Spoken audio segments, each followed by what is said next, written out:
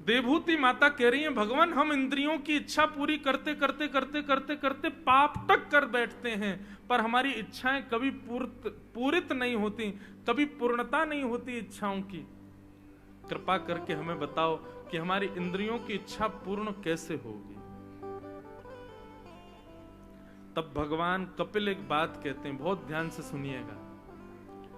अपनी इंद्रियों की इच्छाओं को पूर्ण करना है तो ध्यान से सुनो कि चेत खलवस्य बंधाय मुक्तये चात्मनोमतिं गुणेषु सक्तं बंधाय रतं वा पुंसि मुक्तये। भगवान कह रहे मां सावधानी से सुनो,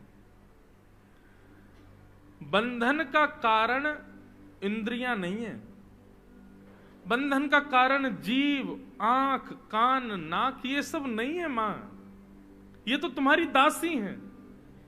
तो फिर बोले बंधन का कारण है चित्त, मन। मन बंधन का कारण है, इंद्रियां बंधन का कारण नहीं है। जीव इच्छा प्रकट नहीं करती, आंख इच्छा प्रकट नहीं करती, हाथ पांव इच्छा प्रकट नहीं करते, इच्छा प्रकट करता तो मन होता है मां। उस मन को सुधारना जरूरी है।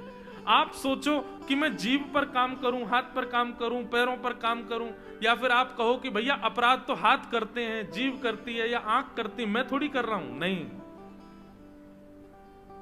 बंधन का कारण, आसक्ति का कारण मां मन होता है। अगर आपने मन को सुधार लिया, ये सब अपने आप सुधर जाएंगे। और चित्त को सुधारने का, मन को सुधारने का केवल एक ही तरीका है, क्या?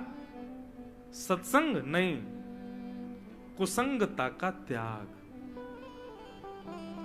और एक बात आप लिख लीजिएगा, कुसंगता का त्याग करना भी एक सत्संग है। आप दूषित व्यक्ति का त्याग करते हैं तो वह भी सत्संग कहलाता है। सत्संग,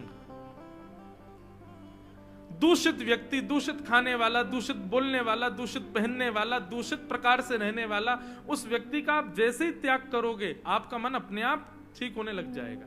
इसलिए मां, मन को सुधारो। और मन को यदि सुधारना है तो उसके लिए कुसंगता का त्याग करना पड़ेगा। जाके संग कुमति उपजत है, पड़त भजन में भंग, तजोरे मन हरि विमुखन को संग। जिनके संग से कुमति हमारे बुद्धि में आती है मां, उनका त्याग करो। जैसे ही आप बुरी संगत का त्याग करोगे, आपका मन अपने आप शांत हो जाएगा। मन मतलब कुछ ऐसा हुआ हमारे साथ